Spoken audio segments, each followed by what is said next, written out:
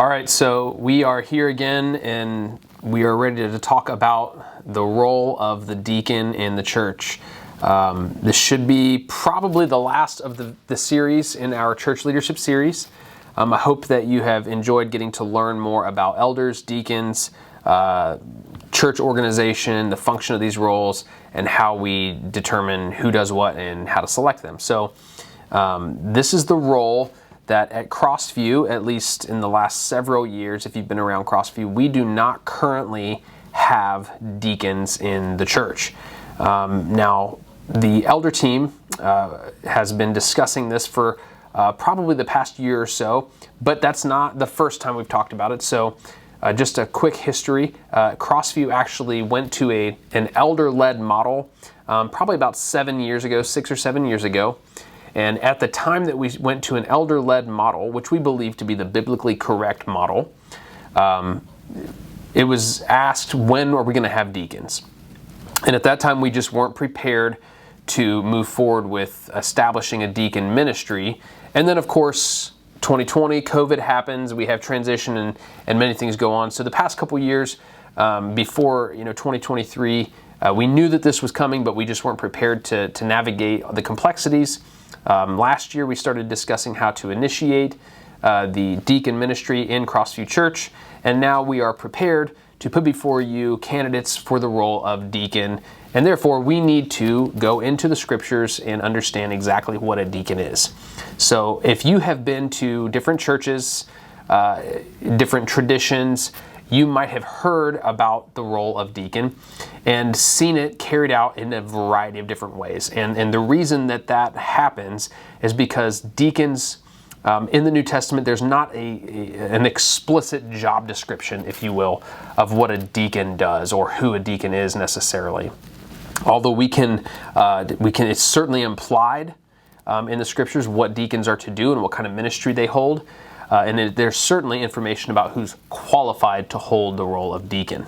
So we're going to dive just a little bit deeper into what are deacons and what they do. So just a bit of review. In the New Testament, there are two primary classes of church leadership offices in the New Testament. There's the overseer and elder, and we did a whole video on overseers and elders and pastors. And I would encourage, if you didn't catch that one, go watch that one first, because that gives a very important introduction to the role of the elder and overseer. But the second office we find in the New Testament is that of the deacon. Now, deacons do not hold teaching or ruling authority in the church, but instead they exercise responsibility to meet the physical needs of the congregation. The complementary service of overseers and deacons, or elders and deacons, is analogous to that of the apostles and the 7 chosen in Acts chapter 6, which is where we kind of are given a brief introduction to the idea of having deacons in the church. So before we continue any further, let me take you just to our primary, or at least our initial text that we're going to use to understand the qualifications of a deacon. And we're back in 1 Timothy chapter 3, verses 8 through 13. These verses come right after the verses which talk about the qualifications of the elder overseer. And it says, "Deacons likewise must be men of dignity, not insincere, not prone to drink much wine, not greedy for money." These are all similar characteristics that the elders had, but they holding to the mystery of the faith with a clear conscience. These men must also first be tested. They must be shown to be of true character and of faith. They have them serve as deacons if they are beyond reproach. And again, this language of beyond reproach. They must be tested to be shown to be in the faith, true to the faith, consistent character, and progressing in their maturity in the faith towards Christ-likeness. And then in verse 11, "Women must likewise be dignified, not malicious gossips, but temperate, faithful in all things. Deacons must be husbands of one wife and good managers of their children and their own households." And again, you see the ideas are similar. Again, we have the ideas of being good leaders in the household, and that their houses should be in order and reflect the kind of dignity that you would expect of someone who is in an important role in serving in the church. For those who have served well as deacons obtain themselves a high standing and great confidence in faith that is in Jesus Christ. So that is the basic description that is given for the role and the qualifications of deacon. So let's talk about this a little bit deeper. We're going to parse this out like we did with our video on elders. So first of all, the Greek word diakonos, from which we get the English word deacon, is best translated as the word servant. So we could essentially say deacons are equivalent to servants in the church. The Lexham Bible Dictionary states that diakonos is one who serves in an official capacity in the church as a deacon. This office of deacon is unique and complementary with the office of elder. It's not the same as elder, and again, a deacon is not a pastor. A deacon doesn't have the same responsibilities or role, especially considering teaching and the authority of the word that the pastors carry in their responsibility. The office of deacon is unique and complementary. Regarding this complementary role alongside the elders, the Lexham Bible Dictionary adds this: there are two primary classes of church leadership in the New Testament. Deacons do not hold teaching or ruling authority in the church, but exercise responsibility for physical needs of the congregation. And we're going to hit on more of these. This is repetitive. We're going to hit on more of these as we go. So the deacon is an individual who's been called by a local church to serve in an official capacity. That's the blanket statement. They are servants who are called to serve in the church in an official capacity. And again, we ask who is qualified to be the deacon, and we read directly from 1 Timothy chapter 3, 8 through 13. And so let's look just a little bit more at these specific verses. So in 1 Timothy 1 Timothy chapter 3, verses 8 through 13, Paul gives the list of these qualifications, which is similar and almost mirrors the same kind of things that an elder is responsible for, or is held to the standard of being dignified, which means to be serious in mind and not silly or flippant. They have to be dignified. They're not double-tongued. They have to let their yes be yes and their no be no. The speech of deacons should be truthful, honest, dependable, and consistent. They're not addicted to much wine. It's not that alcohol is necessarily prohibited in the New Testament scriptures. Although I know we need to be considerate of different people's persuasions around this and not cause our brothers and sisters to stumble. But we especially don't want the leaders or the officers of the church, either the elders or deacons, to be addicted to wine. Or certainly we don't want alcoholism. We even want them to be able to whatever they do to be responsible and respectful. They're not greedy for dishonest gain, and they hold to the mystery of the faith with a clear conscience. Mystery is a common word that Paul uses to refer to the entire revealed content of God's plan to bring salvation through Christ. So they need to hold to salvation through Christ with a clear conscience. Now, one of the important aspects that is different between deacons and elders is that they're not required or apt to teach. Remember, we talked in the video about elders how they must be skillful in teaching, or they must be prepared to teach and lead by the ministry of the word. Deacons don't carry that same responsibility. It's one of the primary distinguishing characteristics that makes an elder different than a deacon. Deacons don't have an aptness to teach. That doesn't mean that a person who's capable of teaching won't serve as a deacon. It just means that deacons aren't called to have the teaching and preaching ministry that an elder, overseer, pastor is called to. A deacon doesn't have to be able to teach in the same way that an elder must be able to teach. Can they teach? Could they be good teachers? Certainly. Absolutely. Must they be capable of proclaiming the truth of God's word in the same way that a pastor or an elder is? No, that is not a qualification for a deacon. And then, of course, they must be tested and proven blameless. It's not sinless perfection, but it is one who is free from a valid accusation. This person goes the extra step, even when completely out of the way, to make sure that all situations and relationships are free from the accusation of others. We don't want to have obvious, public, sinful situations that a deacon candidate is dealing with and walking through. They must also be the husband of one wife.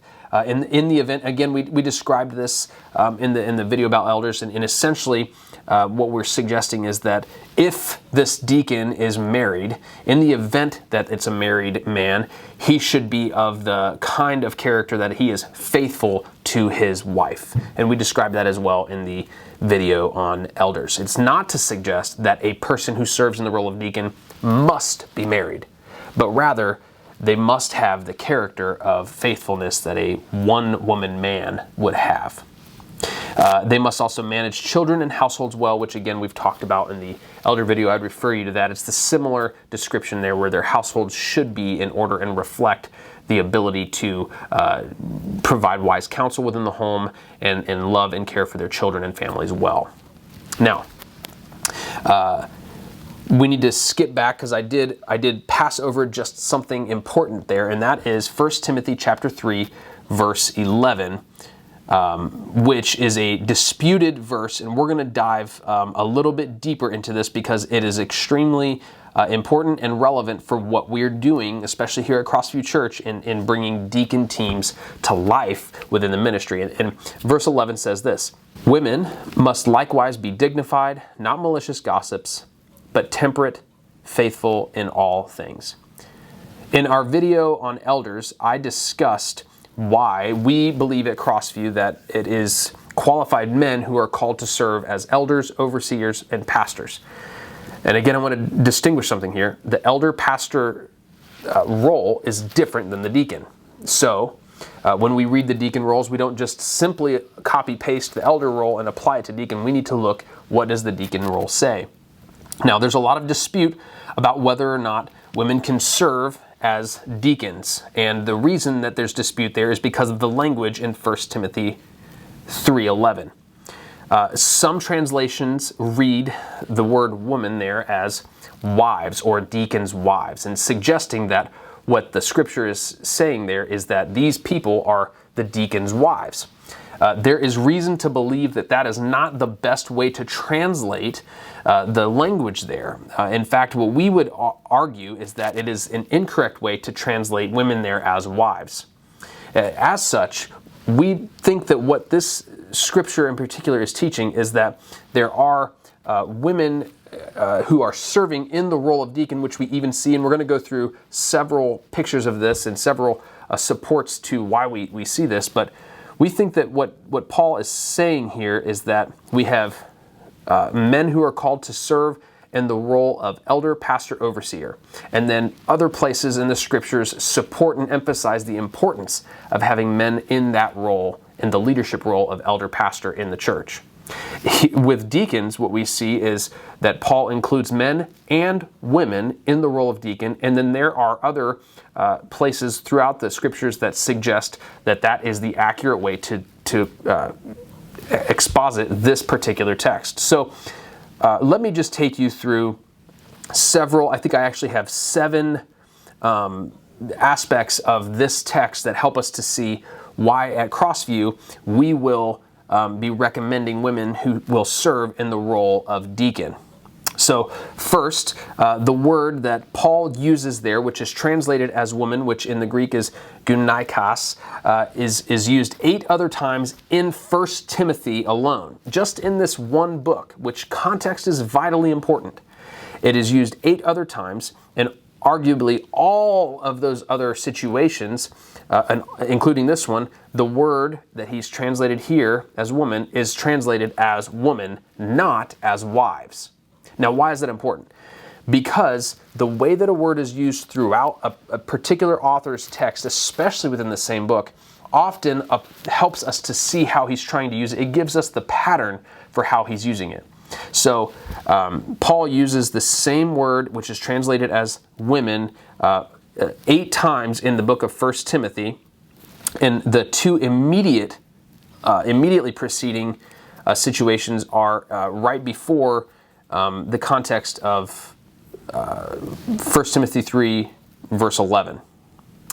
So in these contexts, which the word is used to describe a husband of one wife, what's interesting about that translation is that could actually more literally be translated one woman man. So even in those circumstances where it says husband of one wife, the word wife there being the same as the word women, could actually be better translated could be better translated as a one woman man, which is important to note that it isn't necessary to translate it as husband of one wife. It makes just as much sense to translate it as one woman man, which in fact several translations do. Second, the possessive pronoun there, and I'm taking us back to English grammar, right? The way that grammar is pulled together is extremely important in translation. The possessive pronoun there, as in their wives, which some translations use for verse 11, it's not in the text. The word there, even the Greek equivalent, is not in the text. It is sometimes inserted to support the translation of their wives, but it is not in the original text itself. It's not in the Greek text. Paul could have easily included that qualifier and said their own or their wife in the text, but he did not choose to do that. And this hints at the bare use of the word women without the pronoun, which means he has women deacons in view. Next, these verses stand in exact parallel, each featuring the word likewise, followed by dignified, followed by three additional qualifications. This use is echoing verse 8, suggests that Paul is discussing deacons. The women serve just as the men do. Fourth, even more significant is how these verses function identically and therefore together in relation to an earlier one. So he has an overseer must be, deacons likewise must be, and then women likewise must be. In this zoomed out view of the whole passage suggests that women in verse 11 are not fundamentally distinguished from the deacons, but they're distinguished from the elders. Paul is treating the women and the deacons together as one office in parallel relation to the elders, which is the other office. The fifth suggestion would be the common objection might come, which says that seeing women deacons in verse 11 amounts to just linguistic whiplash. And what do I mean by that? Well, I mean that it feels like Paul is doing somewhat of a back and forth. He talks about the elders, then he talks about the deacons, and then he goes to the women deacons, and then back to the men deacons, and then deacons in general. And the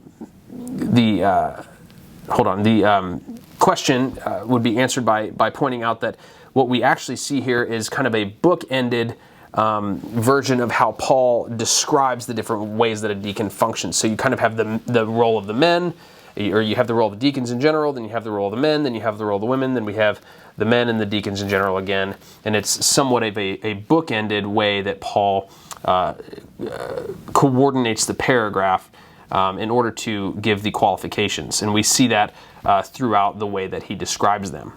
So sixth, the character traits demanded of these women are also required for both elders and male deacons, which makes sense if an official capacity is intended. The women must be sober-minded, just as elders are, and dignified, just as deacons are. Such qualifications in context point to some kind of official responsibility. Finally, a question could be asked, why would Paul list qualifications for deacons' wives but not for elders' wives? It isn't as if these two lists, one for elders and one for deacons, are found in separate biblical books, where the discrepancy might be natural. The qualification lists aren't even found in separate biblical chapters. They're inseparably joined. It makes little sense to conclude that Paul thought the wives of the church's servants should receive scrutiny, but the wives of its leaders should not. Tom Schreiner writes this. He says, "It would seem the character of the wives of elders would be even more important than the wives of deacons, and thus focusing on the wives of deacons but not on the wives of elders is strange.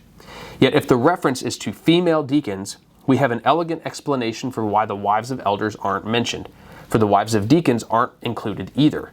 In other words, Paul isn't referring to wives at all, but he's referring to women. He's referring to female deacons. So, I know that is like drinking from a fire hose, but what we're trying to show you exegetically, biblically, through the text is that Paul here is describing the office of deacon. He's describing specifically the men who function as deacons, the women who function as deacons, and deacons in general. And he gives us a picture of that. And then we even have other pictures of women listed as deacons in the New Testament itself, which further reinforces the idea that women are to serve in this role as deacons. So, with all that being said, what do deacons do? The Pauline passages, the passages written by the Apostle Paul, they're Pauline, they don't give much information regarding the nature of the office. There's not a lot of specific explanation about how they function and what they do. We see the kind of most clear example in Acts chapter 6, where the apostles needed help meeting the needs of the gathered people in order to serve them in a better way. And specifically, they were looking for help to meet the physical and tangible needs of the people who were gathered, because things were being neglected. And in the meantime, the apostles would focus more, or be able to focus more, on the ministry of prayer and the word. So in summary, I would put this before you, that deacons are appointed to oversee the care within the community of faith by spotting and meeting the physical, tangible needs of the body and promoting the unity of the local church. They are ministers of mercy who serve under the authority of the elders of the church. They are a designated group who must meet spiritual qualifications because of the nature of their work and accountability within the household of faith. So, I know that much of this is a lot of exegetical. There's a lot of word study. There's a lot of looking at the Greek and the original languages, and then comparing it to the translations and cross-referencing different translations, and even trying to get a New Testament sort of biblical theology built around who are the deacons and what do they do, and how are they qualified. I would encourage you to follow along with this and go search out the scriptures yourself, looking for the roles of deacons. And you can also refer back to several of the articles and videos and things that we have been forwarding out to you in order to find more biblically saturated, exegetical, sound argumentation for the roles of both elders and deacons. It's vitally important that we do these things correctly and according to the Word as we progress and as we grow and as we seek to be obedient to Christ in His church. So that is the concluding message for our series here on church leadership and organization. We will be offering opportunities to come forward and ask questions. You can always send us emails at info@cvgrable.org. And you can always stop anyone in leadership and say, hey, I have some questions, I'd love to talk. And we'd love to sit down and have a chance to express to you how we've come to certain decisions and hear what you have as far as feedback and your own study and diligent study of the Word. So until next time, we will continue to be in the Word together. We pray that Christ is honored and glorified in all of our worship here, in our organization, and the way that we structure and lead this church. We pray for you as the body, as you continue to help us as leaders to be obedient to His Word.